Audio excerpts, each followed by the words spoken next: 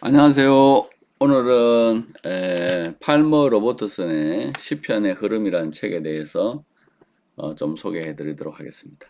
특별히 요즘 이제 논문을 좀 선별해서 올리고 있는데 목회에 도움이 되는 방향으로 뭐 너무 학적인 거는 우리한테 별로 도움이 안 되고 현장에 있는 목사님들이 목회에 도움이 될 만한 책들을 소개해 올리고 있습니다.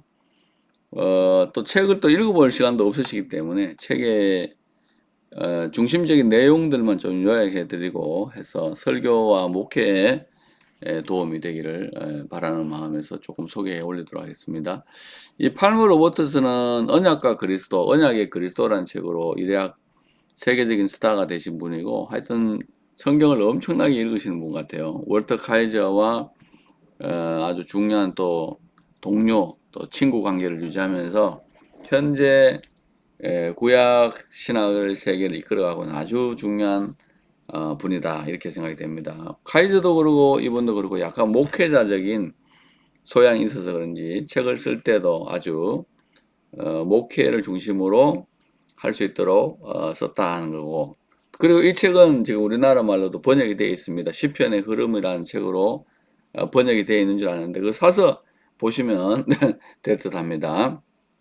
이 책의 이제 가장 큰 장점은 여기 이제 시편의 내용을 이 1권, 2권, 3권, 4권, 5권 이렇게 나눠 가지고 어 이제까지는 뭐 1편의 제목이 뭐냐, 2편의 제목이 뭐냐 이런 식으로 해서 따졌는데요. 이거는 이제 그 팔머 로버트슨이 아예 이렇게 북 1 해서 북 2 이렇게 해서 1부터 41까지는 컨프런테이션 뭐 대결, 42부터 72는 교통, 73부터 89는 황폐화 또는 뭐 파괴, 그 다음에 90부터 106은 성숙, 그 다음에 107부터 150은 완성, 이렇게 이제 분석을 했다는데 대단히 큰 의미가 있고요.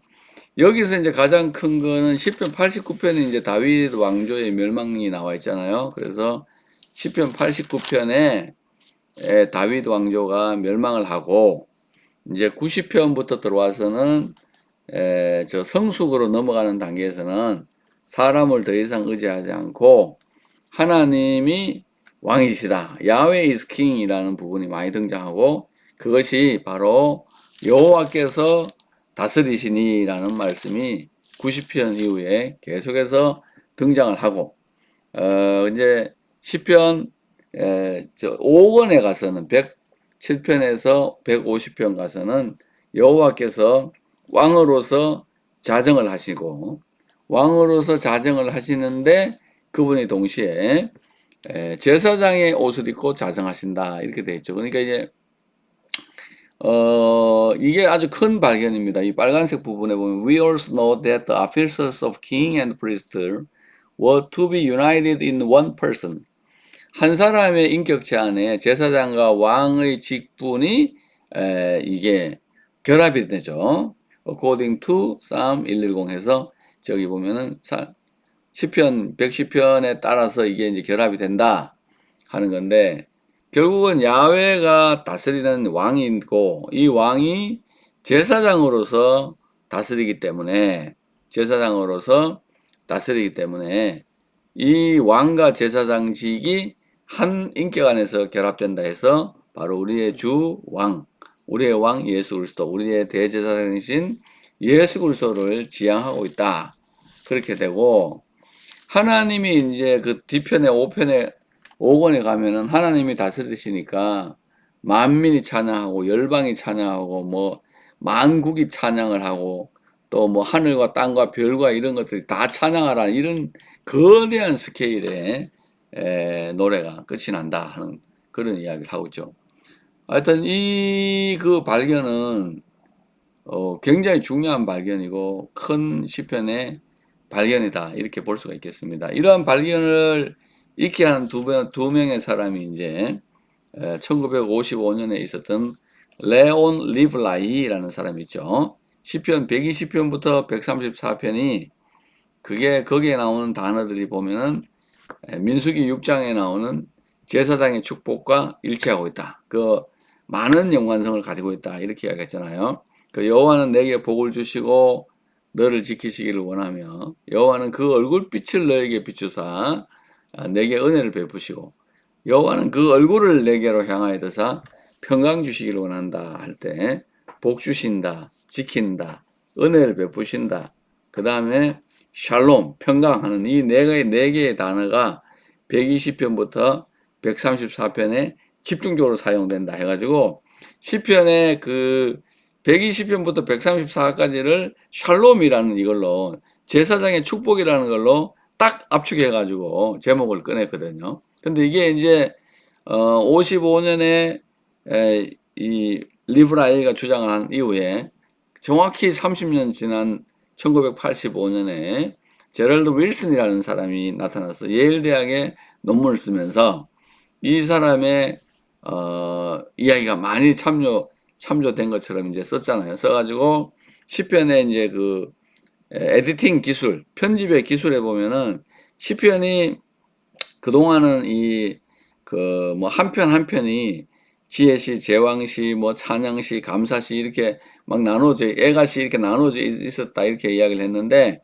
이 덩어리로 120편부터 134가 제사장의 축복이다 이렇게 딱 되니까 그 다음에 이제 논문을 쓸 때는 그 이 편집을 한 사람이 이걸 모으는 데 있어서 정확한 어떤 기준을 가지고 모았을 거다 이렇게 이제 생각을 했는데 그 기준이 뭐냐면 각 권의 끝부분에 그러니까 1, 4, 2, 7, 3, 9, 0, 1, 0, 7이잖아요. 근데 41, 72, 106, 그다음 89, 그다음에 106, 150 여기 이제 끝에 나오는 각 건의 끝에 나오는데 보니까 여호와의 영광을 찬양할지어다 아멘 하는 이런 용어가 그 끝책에 각 건의 끝책에 그게 다 나온다 이거죠. 그래서 이거를 읽을 때는 그냥 읽으면 안 되고 이 한 권을 편집할 때 아주 정교한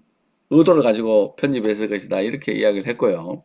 그 다음에 이제 그 윌슨이 89편에서 다윗 왕조의 멸망이 나오고 90편부터는 여호와께서 다스리시고 이 다스림이 점점 확대돼 가서 온 세계를 다스리는 왕으로서 다윗 왕가는 이제 더 이상 소망이 없이 무너졌는데 그 하나님의 나라는 이제 선다 뭐 여호와께서 직접 다스린다 이렇게까지 이야기했는데 여기서 한 걸음 더 나가서 팔머 로버트스는 여호와께서 직접 다스리시는데 그분이 제사장의 옷을 입고 다스리고 있다. 주께서 내 우편에 계신 주에게 이르시되 하는 시편 110편의 말씀을 가지고 110편에 있는 그 우편에 있는 주에게 여호와께서 말씀하시기에 너는 멜기세덱의 서열을 따라서 영원한 제사장이다 하셨도다 하는 이 부분을 가지고 이제 제사장과 우편에 계신 주가 결합이 되는 거죠.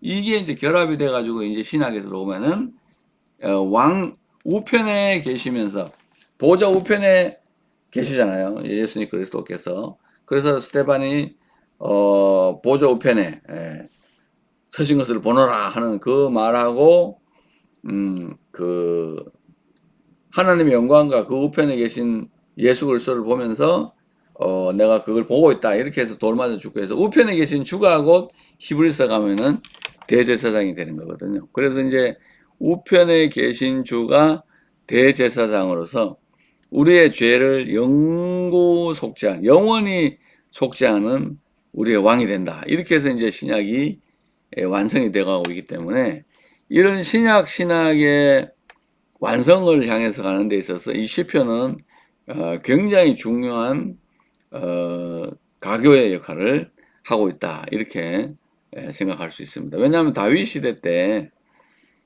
거의 단일 신문 여호와가 그 단일적으로 개체당 하나였다 이렇게 생각했는데 다윗이 여호와께서 주께서 우편에 여호와께서 내 주에게 이르시되 이렇게 하잖아요. 여호와께서 내 주에게 이르시되 네 원수가 발등상 되게 하기까지 너는 내 우편에 앉아 있으라 해서 여호와 우편에 계신 주 예수 그리스도 이렇게 해서 이제 일위일체론에서 아버지와 아들이라는 이위일체론이 시편 110편과 다니엘서 7장에 보면은 나타나게 되는 거죠. 그래서 거기서 이제 점점점 계시가 발전하면서 삼위일체 하나님의 그게 완전히 드러나고 이게 그 일위일체론에서 다니엘이 왕자가 놓이고 왕자가 놓이고 옛적부터 계시니가 거기 앉아 있는데 그 우편에 또 그 사람의 아들 같은 분이 앉는다 이렇게 이야기를 하잖아요. 그래서 이제 그게 이위일체론으로 갔다가 이게 이제 계시록 가면 삼위일체론이 완전하게 보이잖아요. 보좌에 앉으시니와 보좌 우편에 어린 양과 보좌 앞에 7명 이렇게 해서 성부, 성자, 성령 삼위일체론이 완전히 나타나게 되었다. 이렇게 말씀드릴 수가 있겠습니다.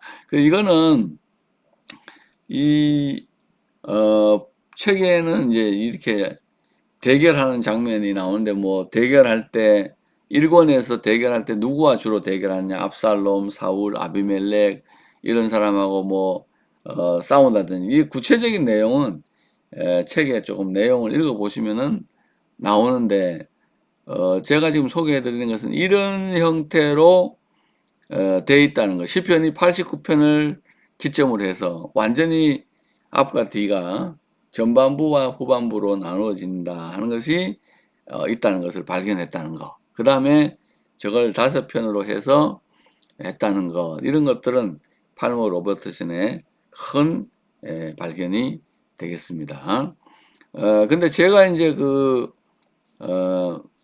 2019년에 그 논문을 쓰면서 이 로버트슨이나 아니면 제럴드 윌슨의 견해를 수용하면서도 일부 이제 좀 아니다 싶은 것들을 조금 이렇게 했는데 이스라엘 백성들이 이제 야훼께서 다스리신다 할 때는 이스라엘을 다스리는 게 아니고 뭐 열방의 섬들과 열국을 다스리는 만왕의 왕으로 그 개념이 확장되어 나간다. 뭐 이렇게 조금 이야기를 하는데 그 부분은 나중에 좀 더 말씀을 올리도록 하겠습니다. 그래서 이제 이게 1편부터 42일까지는 다윗이 이방의 왕들하고 싸우는 거예요. 아비멜렉, 압살롬, 사울, 즉 하나님이 세우지 않은 사람들에 비해서 다윗이 월등한 왕이고 이방 왕들보다도 더 월등한 왕으로 싸우는 것이 이제 등장을 하고요. 2권과 3권은 저게 이제 뭐냐면은 레위인들이 등장하잖아요. 레위인들 고라, 아삽, 다윗. 그죠? 고라, 아삽, 다윗, 다윗, 아삽, 고라. 이런 식으로 시편이 조 형성이 되어 있는 겁니다. 그래서 저기는 레위인이 나오고 그다음 90편부터 150편까지는 제사장들이 나오죠. 사무엘, 모세, 멜기세덱 같은 왕직과 동시에 제사장을 했던 사무엘, 모세, 멜기세덱이 등장을 하고 있습니다. 그래서 이 부분은 1편이 이제 그 이스라엘 사람으로서 하나님의 선택받은 왕으로서의 다윗, 그 다음에 42부터 89까지는 레위인과 같이 헌신했던 하나님께 찬양했던 다윗, 그 다음에 90편부터 150편까지는 제사장이면서 동시에 왕을 했던 모세, 다윗, 모세, 사무엘, 멜기세덱을 통해 가지고 제사장들 경우 그 사람들이 왕이었잖아요. 그런데 그것들이 아마 다윗이 자기도 왕이면서 동시에 제사장적인 역할을 하고 싶은 희망이 투영된 게 아닌가 뭐 이렇게 생각을 해보기도 합니다. 그래서 이 하이어라키를 이제 1, 2, 3, 4, 5에서 저 구별해내는 작업은 제가 지금 조금 하고 있는데 이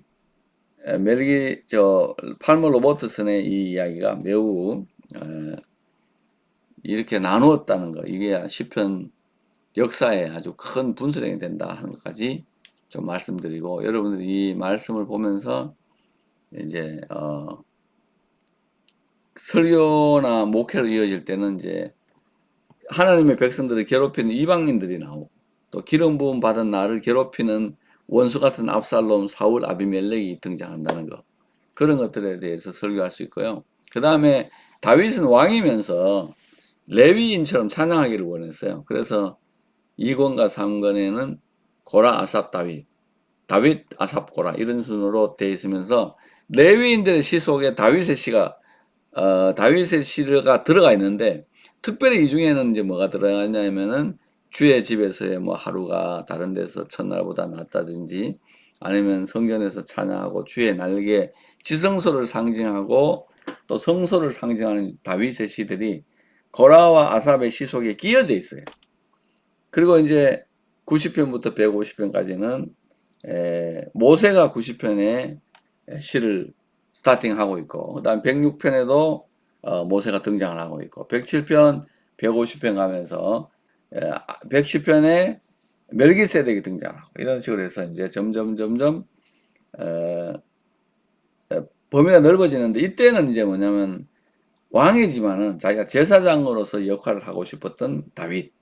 그 다윗의 궁극적인 꿈은 아마 제가 볼 때는 모세나 멜기세덱, 사무엘처럼 제사장이면서 왕의 역할을 하는 것, 제사장과 왕의 역할을 하고 싶어하는 다윗의 모습이 거기에 들어가 있고, 그래서 4권과 5권에는 제사장들이 그 집중되어 있고, 아론이 집중되어 있고, 사무엘이 집중되어 있고 하는 그런 양상을 보인다라고 말씀을 드릴 수가 있겠습니다. 그래서 이제 이 제사장과 왕, 다윗이 그렇게 사모했던 제사장과 왕의 개념이 예수 그리스도 안에서 합쳐지고 예수님은 우리의 만왕의 왕이면서 대제사장으로 계시고 자기의 피로 우리의 죄를 영구 속죄하고 영원 속죄를 진행하고 계시는 살아계신 하나님이라는 이 사실이 시편을 통해서 드러나고 있다. 이렇게 말씀드릴 수가 있겠습니다. 주 안에서 평안하십시오. 샬롬.